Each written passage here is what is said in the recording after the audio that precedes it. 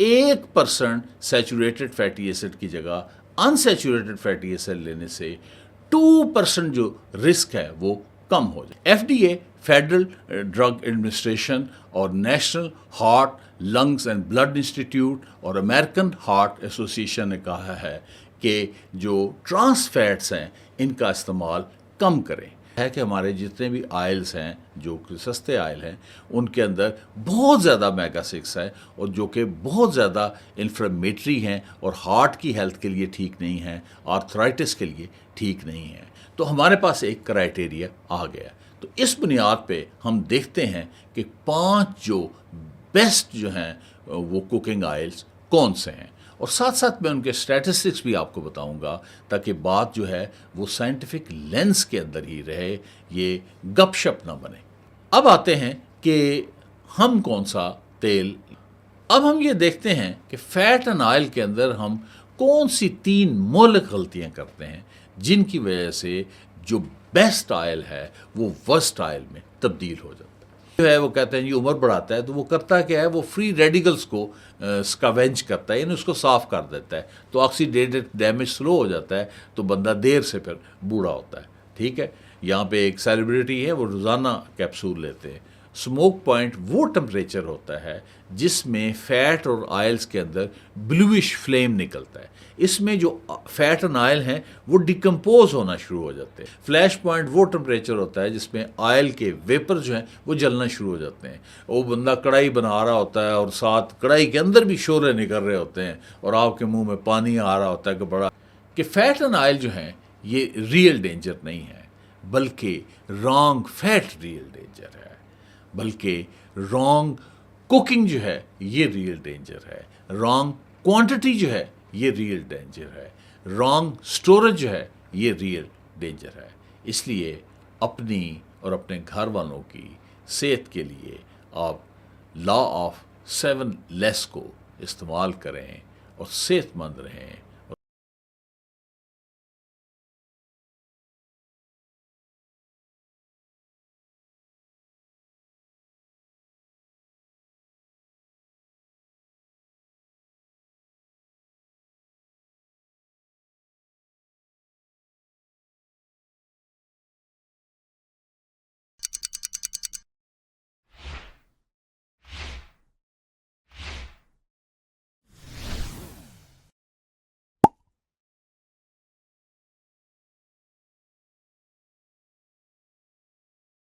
दुनिया में हर साल 65 मिलियंस डेथ्स होती हैं।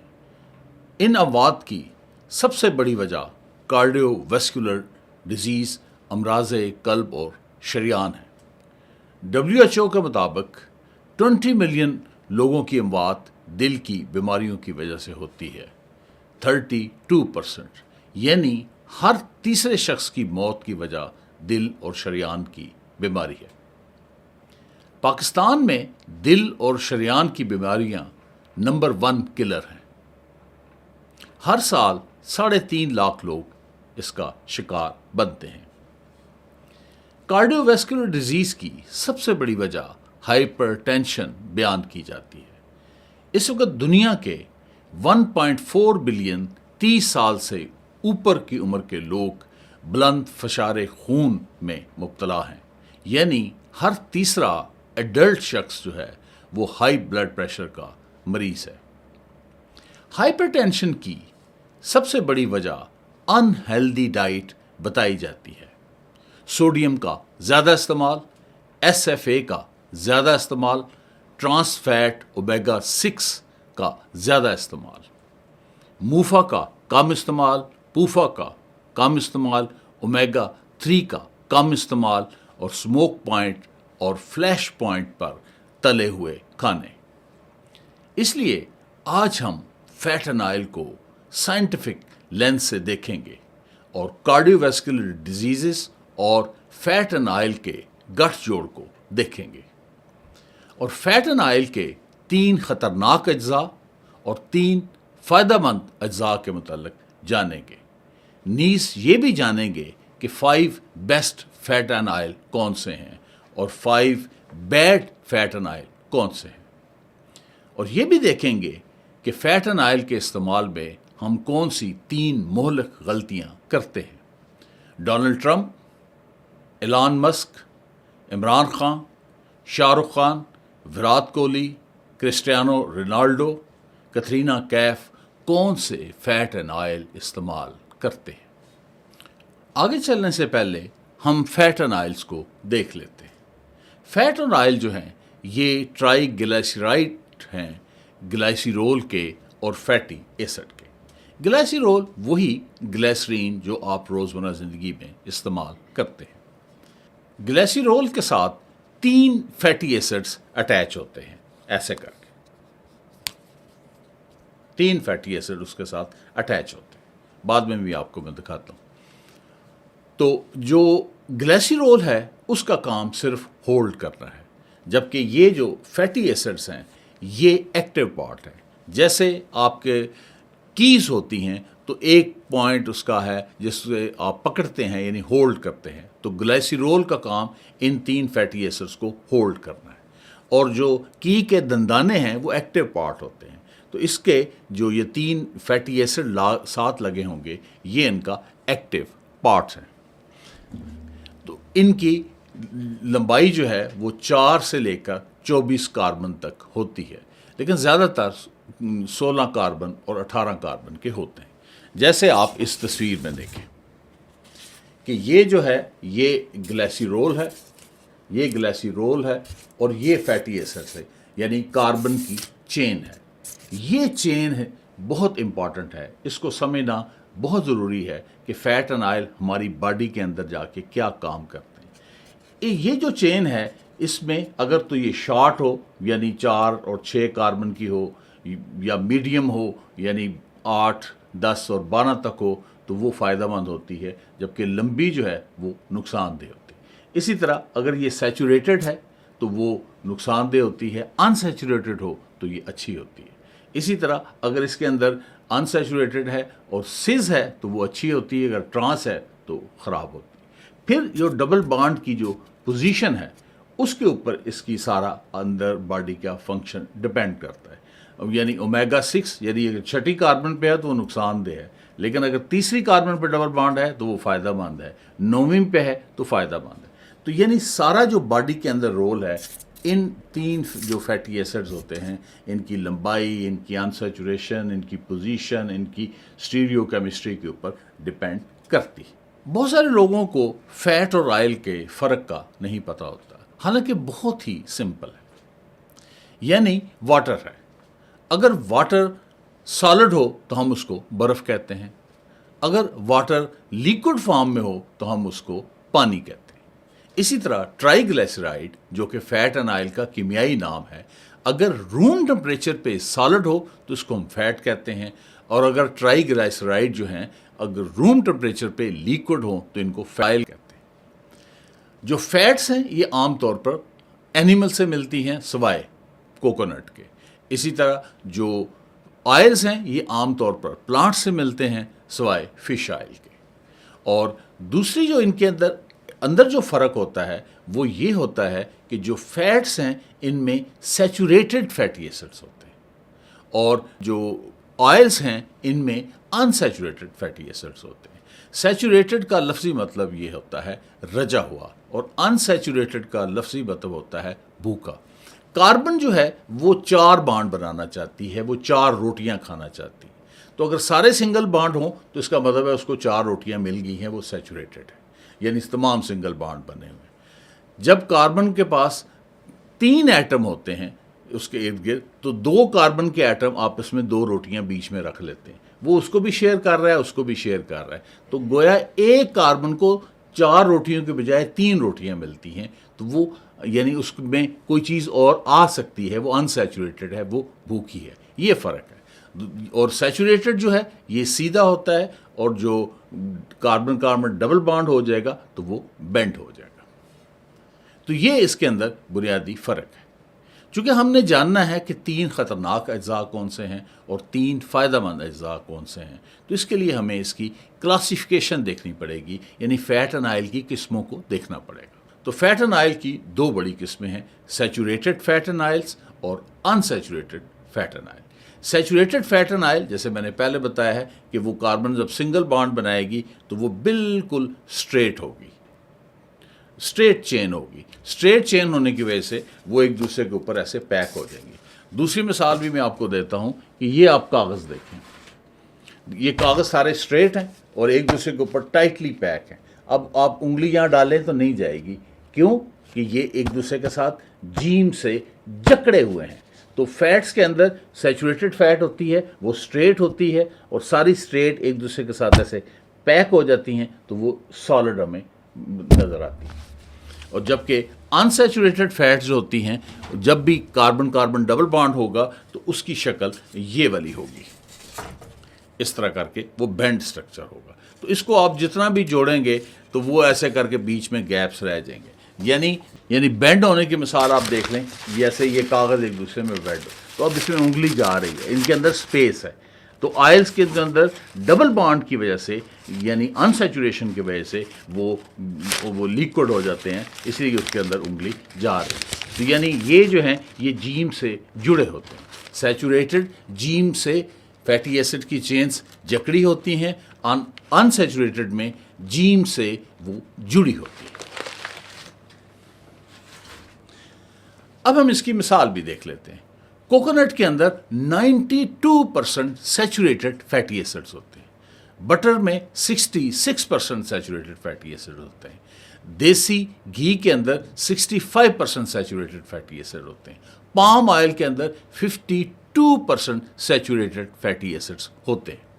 और जब ये सैचुरेटेड फैटी एसिड जो है इनका एक्सेसिव, यानी हम ज़्यादा मिकदार में ले लें, तो ये जो बैड एलडीएल कोलेस्ट्रॉल है उसको बढ़ा देते हैं और वो जाके आर्टरीज के अंदर जो है वो प्लेक जो है वो बना देता है। यहाँ पे हम प्लेक को भी समझ लेते हैं। जैसे आप देखें कि घर के अंदर जो सीवरेज का पाइप है, जब वहाँ से आप उसमें पानी आता रहता है, वहाँ से फोम आती है, वहाँ से चिकनाई आती है, वहाँ से पत्ती आती है, पत्ते आते हैं, तिनके आते हैं और चीज़ें आती, तो वो सारी पाइप की ऊपर नीचे वो उसके साथ लगना शुरू हो जाता है, तह सी बननी शुरू हो जाती है, तो उसको आप प्लेक कहते हैं।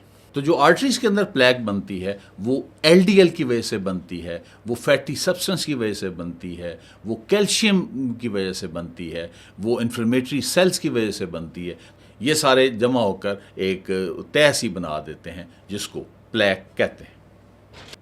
तो ये प्लेक आम तौर पे जो है वो 7 जगहों पे बनती है, यानी ब्रेन में बनती है जो कि सेरिब्रल आर्टरीज के अंदर ये बनती है, नेक के अंदर कैरोटिड आर्टरीज के अंदर बनती है, हार्ट के अंदर कॉर्नरी आर्टरीज के अंदर बनती है, एब्डोमेन के अंदर एब्डोमिनल एओर्टा के अंदर बनती है, यहाँ पे जो किडनीज़ हैं वहाँ पे रीनल आर्टरीज के अंदर बनती हैं, और थाइस और लेग के अंदर इलियक और फिमोरल आर्टरीज के अंदर बनती है, और इसी तरह नी के बैक के अंदर पॉपिलिटियल आर्टरीज के अंदर बनती है। जहाँ भी आर्टरीज के ऊपर जो है वो टर्बुलेंट फ्लो हो, यानी ब्लड जो है वो तेज़ी से जा रहा हो, आगे ब्रांचें बन रही हो, तो वहाँ पे ये प्लेक्स अमूमन बन जाते हैं। जैसे आप देखते हैं कि रोड के ऊपर जिस जगह पे बहुत ज़्यादा ट्रैफिक हो, जिस जगह पे बहुत ज़्यादा मोड़ हो, तो वहाँ पे रश लग जाता है। तो यही काम हमारी आर्टरीज के अंदर हो रहा होता है, और उसके बाद फिर ब्लड प्रेशर भी बढ़ता है और दिल के अमराज भी बढ़ते हैं। तो अब हम एक मेटा एनालिसिस देख लेते हैं। मेटा एनालिसिस किसको कहते हैं? जब किसी एक टॉपिक के ऊपर बहुत सारी स्टडीज़ हुई हों, तो वो सारी स्टडीज़ को कंपाइल करके जो एक डाटा बनाया जाता है उसको मेटा डाटा कहते हैं, उसको मेटा एनालिसिस कहते हैं। वो बहुत ऑथेंटिक होता है। मेटा डाटा ये कहता है कि जो सैचुरेटेड फैटी एसिड्स हैं और जो कार्डियोवैस्कुलर डिजीज़ हैं, इनका आपस में गहरा ताल्लुक है। और एक और मेटा डाटा है, उसने ये कहा है कि सैचुरेटेड फैटी एसिड्स को अगर आप कम कर दें और अनसैचुरेटेड फैटी एसिड्स को बढ़ा दें तो ये बहुत अच्छा इसका असर जो है वो पड़ता है। वो ये कहते हैं कि अगर 5% सैचुरेटेड फैटी एसिड्स की जगह अनसैचुरेटेड फैटी एसिड लेना शुरू कर दें तो 10% जो है दिल के हमले के जो रिस्क है वो कम हो जाता है। यानी जस्ट 1% सैचुरेटेड फैटी एसिड की जगह अनसैचुरेटेड फैटी एसिड लेने से 2% जो रिस्क है वो कम हो जाता है। तो अब तक हमने ये चीज़ देख ली है कि एक जो ख़तरनाक इंग्रेडिएंट है वो ये है सैचुरेटेड फैटी एसिड। तो फैट एंड ऑयल की दो किस्में होती हैं, सैचुरेटेड फैटी एसिड्स और unsaturated fatty acid. Unsaturated fatty acid क्या होते हैं? जिसमें कार्बन कार्बन के दरमियान डबल बॉन्ड हो। ये एक बॉन्ड भी हो सकता है, दो भी हो सकते हैं, तीन भी हो सकते हैं, चार भी हो सकते हैं, पाँच भी हो सकते हैं, छः भी हो सकते हैं, और मैरीन के अंदर 7 तक चले जाते हैं। लेकिन ज़्यादातर ये 2, 3 या 1, 2, 3 तक ही होते हैं। तो अनसैचुरेटेड फैटी एसिड्स की आगे दो किस्में हैं, ट्रांस फैट्स और सिस फैट्स। ट्रांस का मतलब होता है अपोजिट, इधर और उधर, और सिस का मतलब होता है सेम साइड पे। जैसे आपका जो हमसाया आपकी गली के उस पार रहता है वो आपसे ट्रांस है, और जो आपका हमसाया बिल्कुल साथ रह रहा है वो सिस है। तो इसके अंदर जो ट्रांस फैट्स होते हैं उसमें कार्बन कार्बन डबल बॉन्ड तो होता है, लेकिन दोनों जो हाइड्रोजन हैं वो एक हाइड्रोजन इधर है और एक हाइड्रोजन इधर है, और अब यहाँ पे एक चेन है और एक चेन जो है इधर है। तो वो भी अल्टीमेटली वो एक स्ट्रेट जो है वो मॉलिक्यूल बन जाता है, और स्ट्रेट बनेगा तो फिर उसकी पैकिंग होना शुरू हो जाएगी। तो आमतौर पे ट्रांस फैट ऐसे बनते हैं कि जब वेजिटेबल ऑयल्स के अंदर हाइड्रोजन डाली जाती है निकल की मौजूदगी में 200 से 300 डिग्री सेंटीग्रेड पे, और वनस्पति घी बन जाता है। तो वनस्पति घी के अंदर 34% ट्रांस फैट्स होती हैं। ऑयल में खासी कम होती हैं, 0%, 1%, 2% जस्ट ये ट्रांस फैट्स होती हैं। दूसरी ये बनती है डीप फ्राइंग से। जब हम खानों को पकाते रहते हैं, तलते रहते हैं, तो ये ट्रांस फैट्स बन जाती हैं। और चूंकि ये आर्टिफिशियल होती हैं और बॉडी जो है इनको डाइजेस्ट करना नहीं जानती, तो ये बैड कोलेस्ट्रोल को ट्रांस फैट्स जो हैं वो बढ़ा देते हैं, जो कि एलडीएल है, और जो गुड कोलेस्ट्रोल एचडीएल है उसको कम कर देते हैं। एफडीए फेडरल ड्रग एडमिनिस्ट्रेशन और national heart, lungs and blood institute और अमेरिकन हार्ट एसोसिएशन ने कहा है कि जो ट्रांस फैट्स हैं इनका इस्तेमाल कम करें। WHO ये कहता है कि ट्रांस फैट 1% से कम इस्तेमाल करें। तो अब दूसरी दफ़ा LDL और HDL का जिक्र हुआ है, तो हम देख लेते हैं कि LDL और HDL क्या है। LDL जो है ये मुखफ़फ़ है लो डेंसिटी लिपोप्रोटीन का, यानी लिपो से मुराद है कोलेस्ट्रोल, ट्राइग्लिसराइड्स और फास्फोलिपिड्स वगैरह। तो अगर लिपिड्स जो हैं उसमें ज़्यादा हों तो लिपिड की डेंसिटी कम होती, हल्के होते हैं। आपने देखा ऑयल वगैरह जो है पानी में डालें तो ऊपर तैर रहे होते हैं, तो हल्के होते हैं। तो ये अगर ज़्यादा हों तो फिर वो उसकी डेंसिटी कम होती है, तो उसको लो डेंसिटी लिपोप्रोटीन कहते हैं।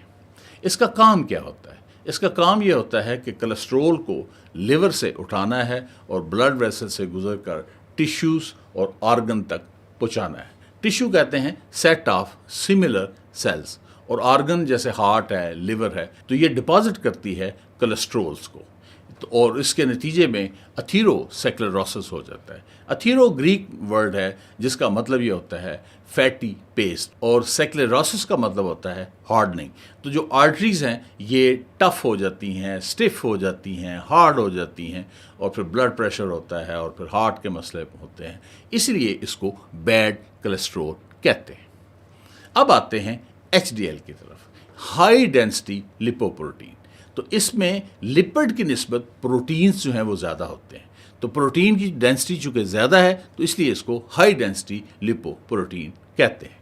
तो इनका फंक्शन क्या होता है कि सेल से, टिश्यू से, ऑर्गन से कोलेस्ट्रोल को ये उठाते हैं और उठा के ला के लिवर में लाते हैं, और ये रिसाइकिल करते हैं, को बाइल एसिड बनता है और वहाँ से रिमूव कर देते हैं। यानी आपकी बॉडी को कोलेस्ट्रोल और दूसरी चिकनाइयों वगैरह से ये साफ़ करते हैं, और दिल के हमलों से और ब्लड प्रेशर से ये बचाते हैं, इसलिए इसको गुड HDL कहते हैं।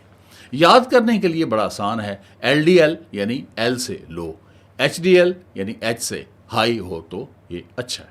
अब तक हमने दो इंग्रेडिएंट्स के मुतालिक जान लिया है कि जो नुकसानदेह होते हैं। एक सैचुरेटेड फैटी एसिड्स और दूसरे ऐसे अनसैचुरेटेड जो ट्रांस हैं, यानी ट्रांस फैटी एसिड्स। उसकी जो दूसरी किस्म होती है वो होती है सिज अनसैचुरेटेड फैटी एसिड, लेकिन सिज इसके साथ लिखा नहीं जाता, यानी जिनमें भी डबल बॉन्ड होंगे उनको अनसैचुरेटेड लिखा होगा, तो उस और अगर ट्रांस नहीं लिखा हुआ तो इसका मतलब है कि वो सिज है। इसकी आगे दो किस्में होती हैं, एक को मूफा कहते हैं और दूसरे को पूफा कहते हैं। मूफा है mono unsaturated fatty acid. Mono का मतलब एक, अनसैचुरेटेड का मतलब डबल बॉन्ड, यानी ऐसे फैटी एसिड जिनमें एक डबल बॉन्ड हो, जैसे ओलिक एसिड है, इसकी 18 कार्बन है और एक डबल बॉन्ड होता है 9वीं कार्बन पे, ओमेगा 9 भी इसको कहते हैं। और पूफा क्या है? पोली अनसैचुरेटेड फैटी एसिड। अगर एक से ज़्यादा डबल बॉन्ड हो तो उसको पोली अनसैचुरेटेड फैटी एसिड कहते हैं। जैसे लिनोलिक एसिड है, 18 कार्बन का एक फैटी एसिड है जिसमें 2 कार्बन कार्बन डबल बॉन्ड है। इसी तरह लिनिक एसिड, ये भी 18 कार्बन का एसिड है, इसमें 3 कार्बन कार्बन डबल बॉन्ड होते हैं। ये जो दोनों हैं, मोनो अनसैचुरेटेड फैटी एसिड और पोली अनसैचुरेटेड फैटी एसिड, ये बैड कोलेस्ट्रॉल एलडीएल को कम करते हैं और गुड कोलेस्ट्रॉल एचडीएल को बढ़ाते हैं। इसके साथ साथ ये एंटी इन्फ्लेमेटरी हैं, यहाँ इन्फ्लेमेशन को भी जान लेते हैं। फॉर एग्जांपल, आपके हाथ पे कोई फोड़ा फिंसी निकला है तो वो गर्म भी होगा, वो भी होगा, वहाँ स्वेलिंग भी होगी, वहाँ दर्द भी होगी, वहाँ इरिटेशन भी होगी।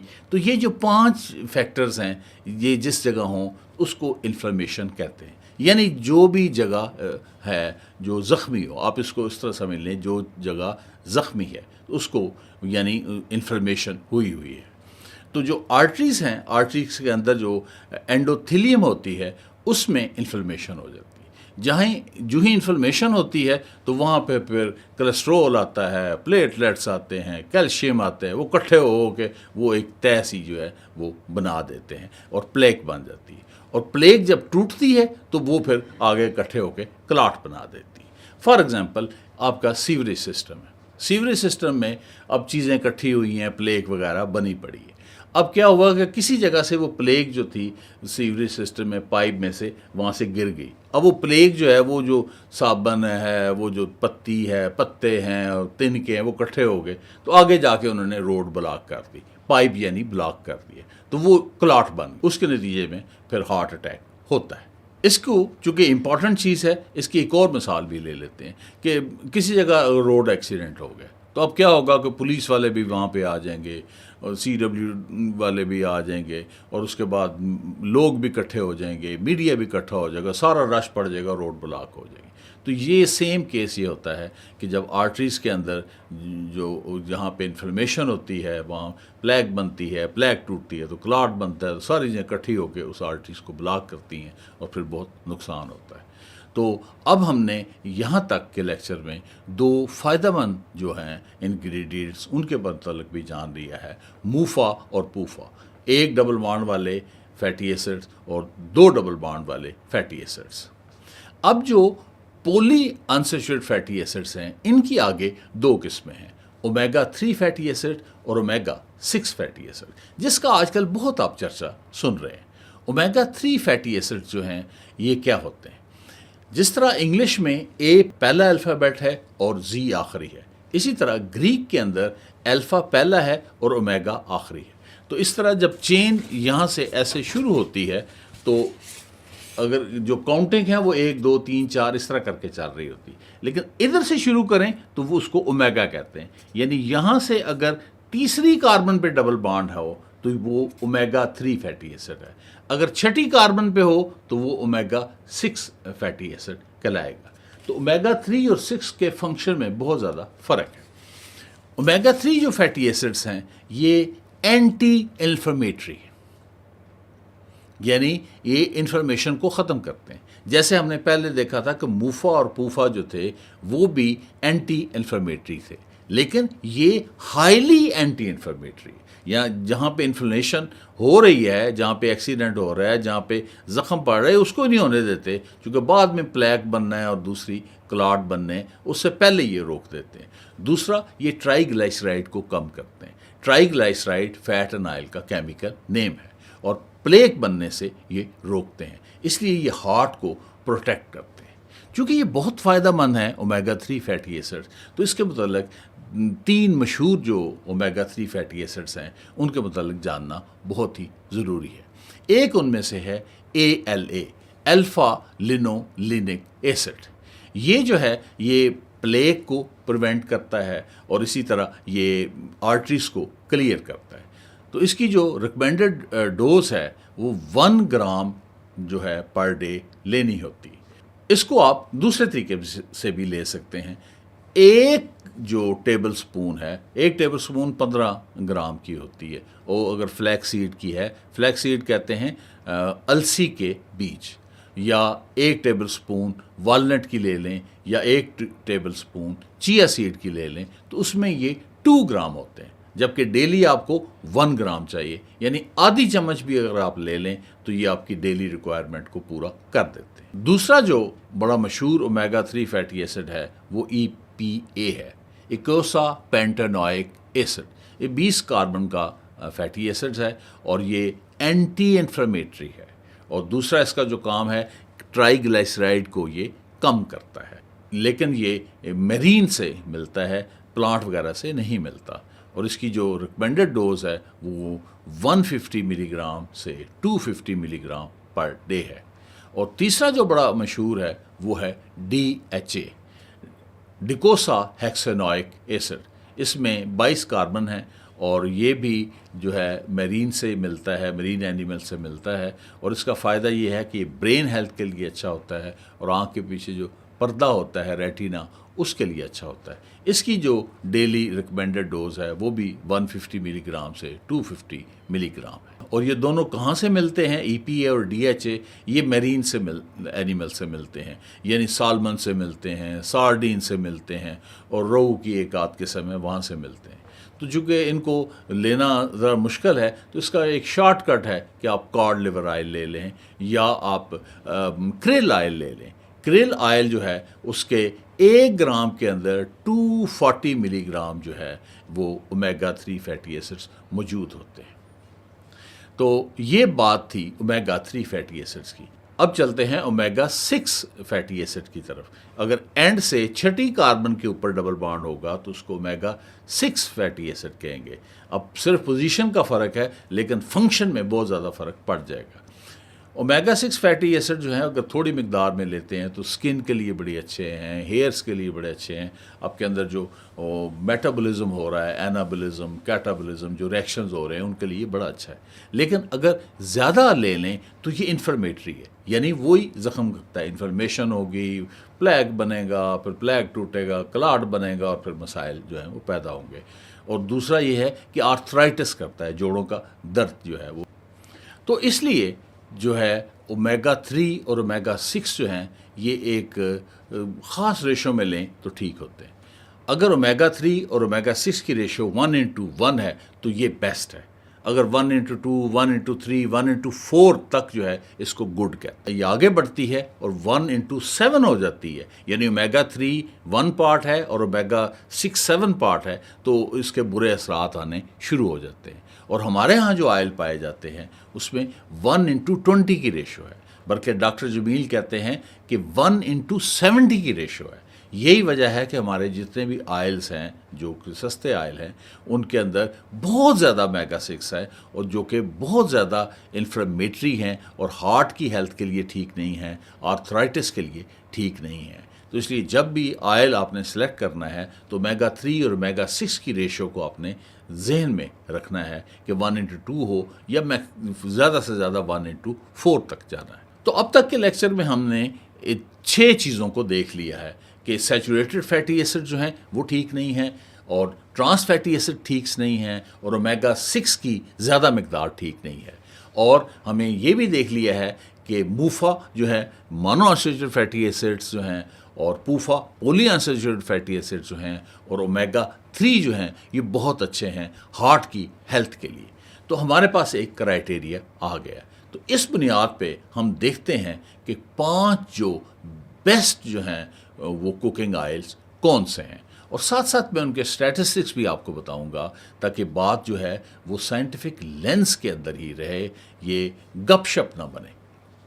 तो सबसे अच्छा जो ऑयल है वो है कैनोला। उसमें 6% सैचुरेटेड फैटी एसिड है, बहुत कम है, और उसमें ट्रांस फैट जो है 0.2 to 1% के करीब है।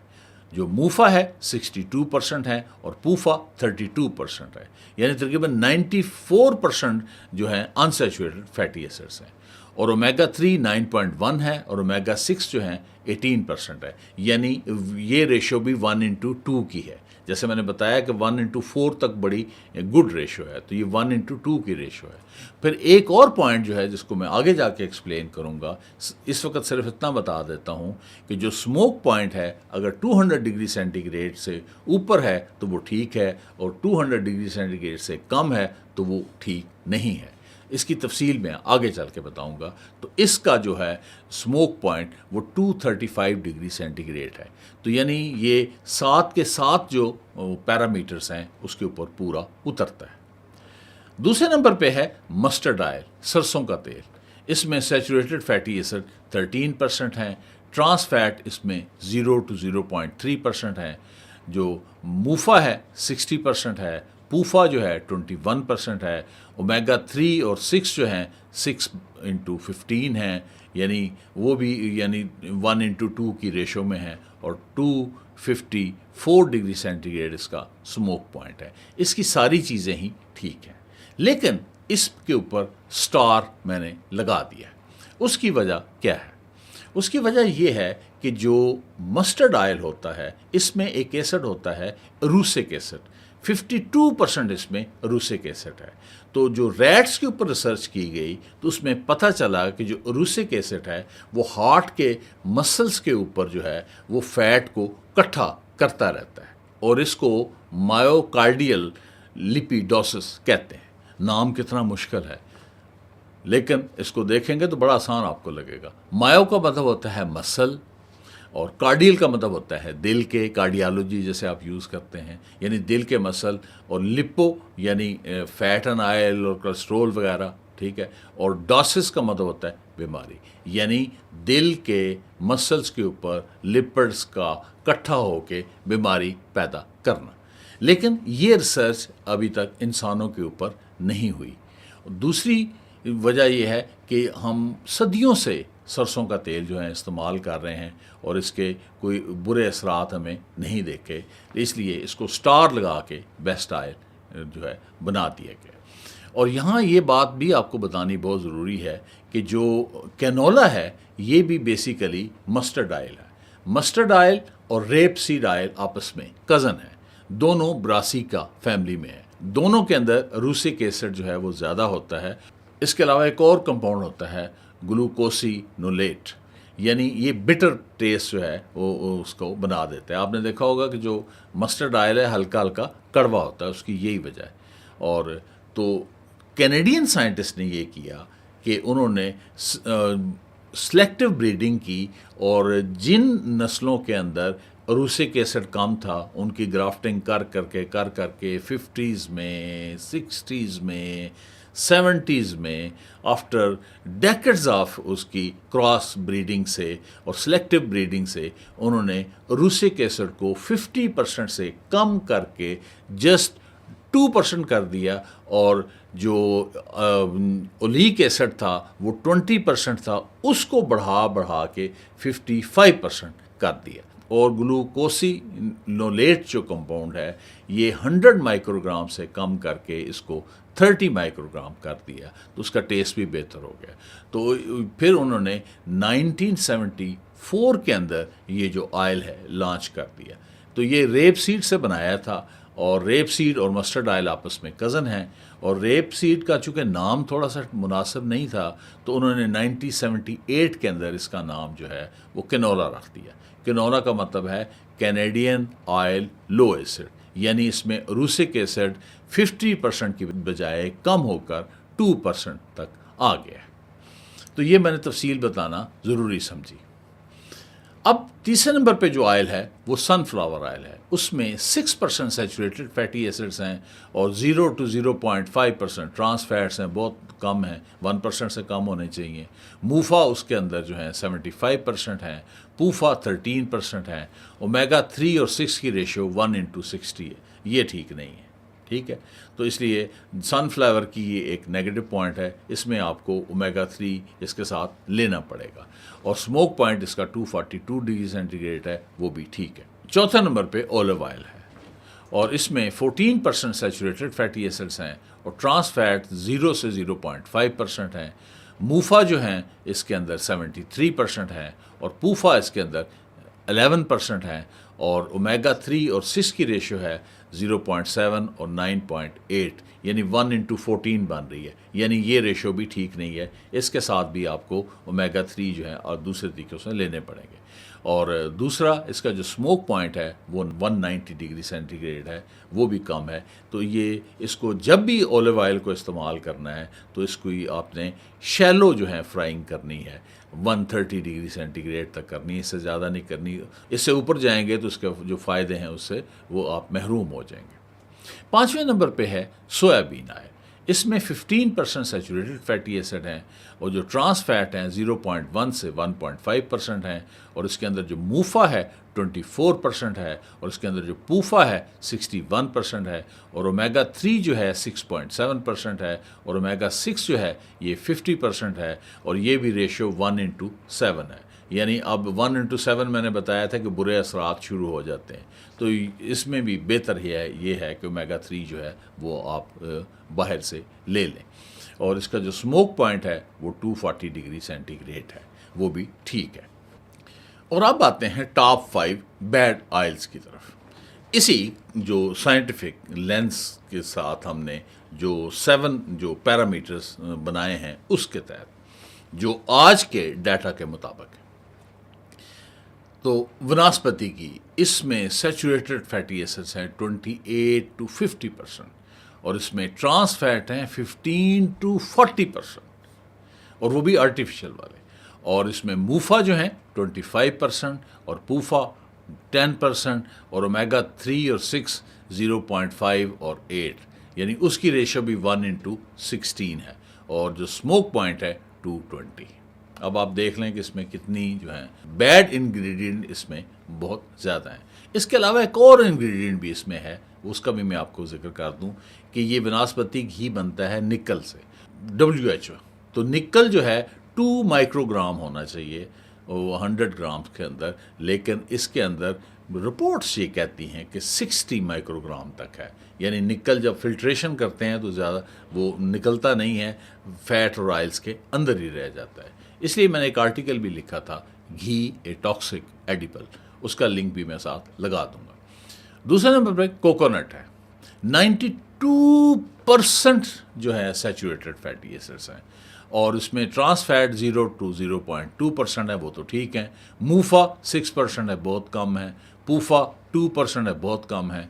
और इसमें जो ओमेगा 3 है वो 0.2% है और ओमेगा 6 1.8 है, ये रेशियो भी ठीक नहीं है। और इसका जो स्मोक पॉइंट है 177 डिग्री सेंटीग्रेड, वो भी ठीक नहीं है। तीसरे नंबर पे है पाम ऑयल। इसके अंदर 52% सैचुरेटेड फैटी एसिड्स हैं और जो ट्रांस फैट है 0 to 1% है और जो मूफा है 38% है और जो पूफा है 10% है और जो ओमेगा 3 है 0.2% है और ओमेगा 6 जो है 9.1% है, ये रेशियो भी ठीक नहीं है। और स्मोक पॉइंट 230 डिग्री सेंटीग्रेड है, वो ठीक है। लेकिन इसमें जो सैचुरेटेड फैटी एसिड्स हैं और जो मूफा और पूफा कम है, इसलिए ये ऑयल इतना ठीक नहीं है। अब आते हैं देसी घी में। देसी घी में 65% सैचुरेटेड फैटी एसिड्स हैं और 3 to 6% ट्रांस फैट्स हैं और मूफा इसके अंदर 32% है, पूफा इसमें 3% है और ओमेगा 3 और ओमेगा 6 की रेशियो 1:2 है, जो कि ठीक है। स्मोक पॉइंट इसका 150 डिग्री सेंटीग्रेड है, यानी इसको भी शैलो फ्राइंग करेंगे तो ठीक रहेगा, अदरवाइज़ ये नुकसानदेह। और 5वें नंबर पे है बटर, बटर के अंदर 66% सैचुरेटेड फैटी एसिड्स हैं और ट्रांस फैट 3 to 5% हैं। मूफा जो है 30% है, पूफा 4% है और इसमें ओमेगा 3 और 6 की रेशो भी 1:2 के करीब है। और याद रहे कि ये 1:2 रेशो उस सूरत में है कि अगर जो एनिमल है वो ग्रास फीड है। अगर एनिमल ग्रेन फीड है तो ये सारे जो रेशो है ये इतनी अच्छी नहीं है। और बटर का स्मोक पॉइंट भी 150 डिग्री सेंटीग्रेड है, वो इसको भी शैलो फ्राइंग जो है वो करनी है। तो यहाँ पे एक और चीज़ आपके जहन में आ रही होगी कि कुछ फिजिशियन का ये ख्याल है कि कोकोनट और देसी घी और जो बटर हैं ये अच्छे हैं, क्योंकि इसके अंदर होता ये है कि इसमें जो स्मॉल फैटी एसिड्स होते हैं या मीडियम फैटी एसिड्स होते हैं तो इसकी वजह से वो बॉडी उनको डाइजेस्ट कर लेती है, ऑक्सीडाइज कर लेती है और एनर्जी में कन्वर्ट कर लेती है, तो वो बॉडी से निकल जाते हैं। तो इसमें अर्ज़ ये है कि जो स्मॉल फैटी एसिड्स हैं वो होते हैं जिसमें कार्बन 4 हो, कार्बन 6 हो। मीडियम वो होते हैं जिसमें कार्बन 8 हो, कार्बन 10 हो और कार्बन 12 हो। इसमें जो स्मॉल फैटी एसिड्स हैं वो कोई 6-7% है। इसी तरह इसके अंदर जो मीडियम चेन के फैटी एसिड हैं वो भी 6 to 7% है और जो लॉन्ग चेन है 12, 14, 16, 18, 20, 22 वगैरह वो इसमें 85% है। अगर आप बहुत भी ज़्यादा कर लें तो 20% शॉर्ट और मीडियम है, 80% लॉन्ग है। तो ये शॉर्ट वाले जो हैं ये 15 to 20% है, मैक्सिमम भी आप कर लें। लॉन्ग जो फैटी एसिड हैं वो उनकी मिकदार इसके अंदर ज़्यादा है। और दूसरा इसके ऊपर ये बात की जाती है कि जो 3 से 6% इसके अंदर ट्रांस फैट्स हैं ये इसके अंदर नेचुरल हैं। तो ये बात बिल्कुल दुरुस्त है। इसमें वैक्सीनिक एसिड होता है जो कि उसमें 18 कार्बन है, मोनोअनसैचुरेटेड फैटी एसिड है और ये नेचुरल ट्रांस फैट है और बॉडी नेचुरल ट्रांस फैट को डाइजेस्ट करना जानती है। तो ये ट्रांस फैट जो है इतना ज़्यादा ख़तरनाक नहीं है। अब आते हैं कि हम कौन सा तेल, अब आपको एक आयल के मतलब बताते हैं। 10 से 15 साल पहले की बात है कि एक शॉपकीपर ने से मुझे कहा कि कोई अच्छा आयल जो है आप बताएं, आप केमिस्ट्री के उस्ताद हैं। तो मैंने रिसर्च की और एक आयल को ढूंढा और अब इस को बनाने के लिए, वीडियो को बनाने के लिए 10 to 12 डेज़ में फिर मैंने दोबारा रिसर्च की और वो देखा तो वही आयल जो 15 साल पहले मैंने सेलेक्ट किया था वही आज भी मुझे अच्छा लगा। उसका नाम है कैनोलिव। कैनोलिव के अंदर 4 डिफरेंट आयल्स हैं। कैनोला आयल है, सनफ्लावर आयल है, सोयाबीन आयल है और ऑलिव आयल के एंटीऑक्सीडेंट हैं। यानी ऊपर जो 5 बेस्ट आयल्स हैं उनमें से जो 4 जो थे, जो बेस्ट क्लियर आयल थे, चूँकि मस्टर्ड आयल पे हमने स्टार लगाया था, वो सारे के सारे इसके अंदर मौजूद हैं। और इसके अगर स्टैट्स आप देखें तो इसमें जस्ट 7% सैचुरेटेड फैटी एसिड्स हैं और 0 से 0.3% इसमें ट्रांस फैट्स हैं, 63% मूफा है, 28% इसमें पूफा है और ओमेगा 3 और 6 जो हैं 9:19 है, यानी 1:2 की रेशो में है और इसका स्मोक पॉइंट 240 है। और ये जिनोसा स्पेन का बना हुआ आयल है और इस्लामाबाद के अंदर इसकी फैक्ट्री है और हर जगह ये अवेलेबल है।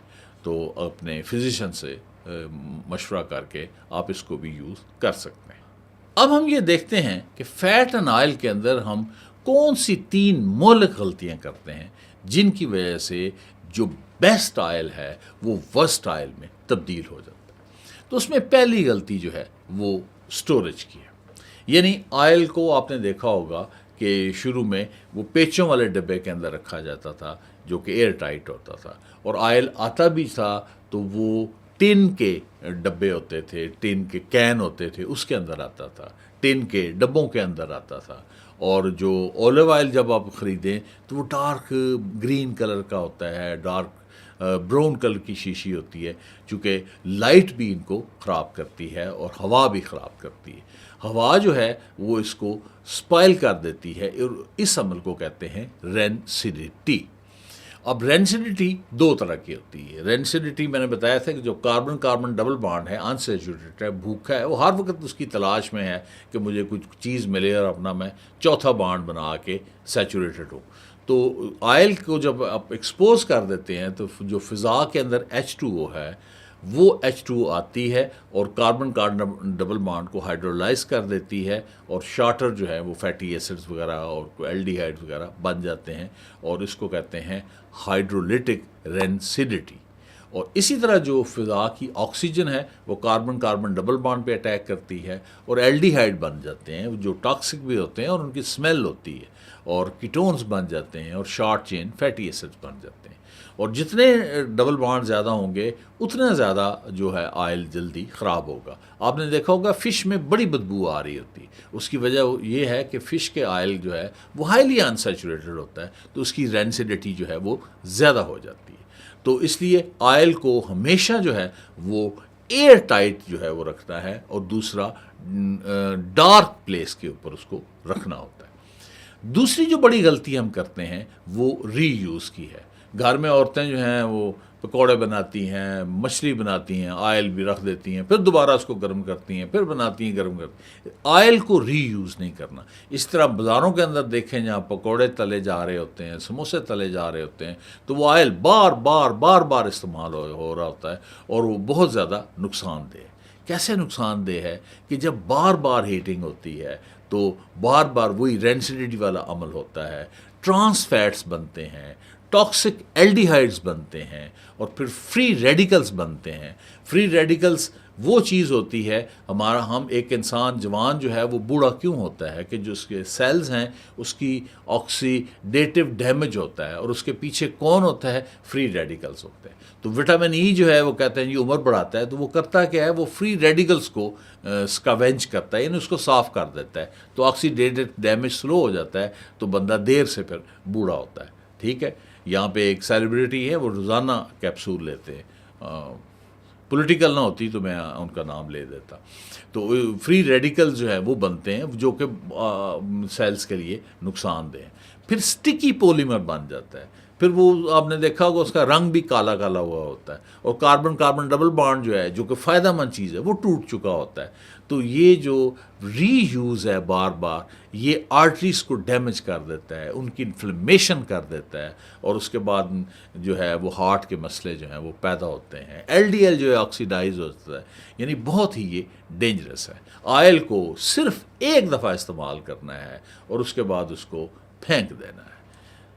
You are more precious than oil. और जो तीसरी गलती हम करते हैं वो ये है कि हम फ्राइंग बहुत ज़्यादा करते हैं। स्मोक पॉइंट का मैंने पहले कहा था कि मैं आगे चल के बताऊंगा। स्मोक पॉइंट वो टेम्परेचर होता है जिसमें फ़ैट और ऑयल्स के अंदर ब्लूइश फ्लेम निकलता है। इसमें जो फ़ैट और ऑयल हैं वो डिकम्पोज होना शुरू हो जाते हैं। ये अराउंड 200 के करीब होता है।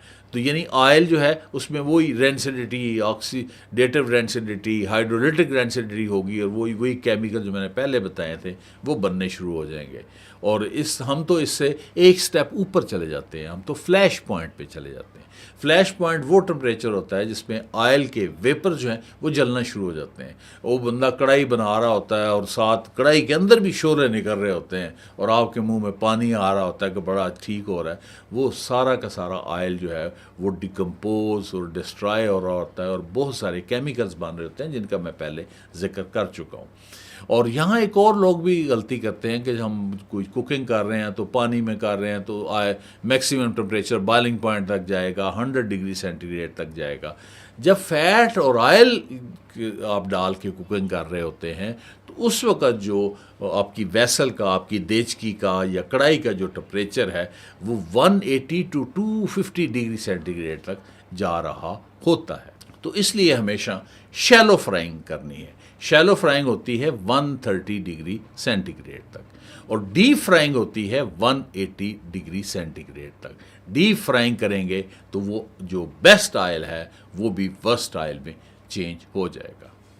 तो अब आते हैं गोल्डन फार्मूले की तरफ। इस रिसर्च करते वक्त एक गोल्डन फार्मूला हाथ लगा है, उसका नाम है लॉ ऑफ 7 लेस, यानी लेस सैचुरेटेड फैट लें, लेस ट्रांस फैट्स लें, लेस ओमेगा 6 लें, लेस उसकी हीटिंग करें, लेस क्वांटिटी में ऑयल इस्तेमाल करें और लेस उसका एक्सपोजर हो और लेस रीयूज़ हो, बल्कि रीयूज़ हो ही ना।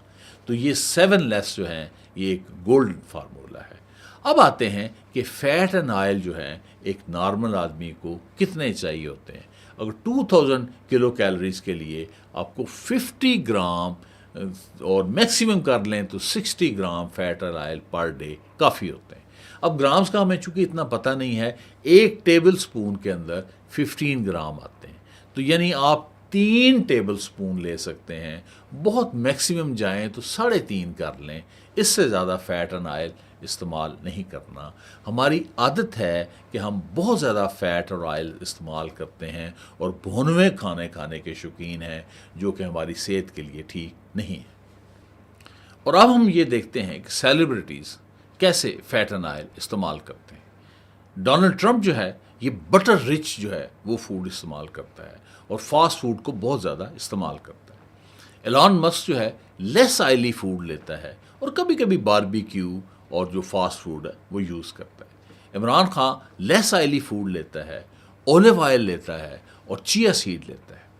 शाहरुख खान जो है ये लेस ऑयली फूड लेता है। क्रिस्टियानो रोनाल्डो ओलिव ऑयल इस्तेमाल करता है और फ़िश इस्तेमाल करता है। कैटरीना कैफ जो है अनसैचुरेटेड ऑयल इस्तेमाल करती है और लो ऑयली फूड जो है वो इस्तेमाल करती है। इसी तरह विराट कोहली जो है ये ओलिव ऑयल इस्तेमाल करता है और लो ऑयली फूड इस्तेमाल करता है। अगर आपने गौर किया हो तो आपने देखा होगा कि इन 7 सेलिब्रिटीज़ के अंदर 3 स्पोर्ट्समैन हैं, इमरान खान, क्रिस्टियानो रोनाल्डो और विराट कोहली। तीनों के तीनों ओलिव ऑयल इस्तेमाल करते हैं, चूँकि वो बहुत फ़ायदेमंद है बशर्ते कि उसको शैलो फ्राइंग की जाए। और अब आते हैं इसके कंक्लूजन की तरफ कि फ़ैट एंड ऑयल जो हैं ये रियल डेंजर नहीं है, बल्कि रॉन्ग फैट रियल डेंजर है, बल्कि रॉन्ग कुकिंग जो है ये रियल डेंजर है, रॉन्ग क्वांटिटी जो है ये रियल डेंजर है, रॉन्ग स्टोरेज जो है ये रियल डेंजर है। इसलिए अपनी और अपने घर वालों की सेहत के लिए आप लॉ ऑफ 7 लेस को इस्तेमाल करें और सेहतमंद रहें और ज़िंदा रहें। Thank you for paying attention. We'll meet soon. Please stay tuned.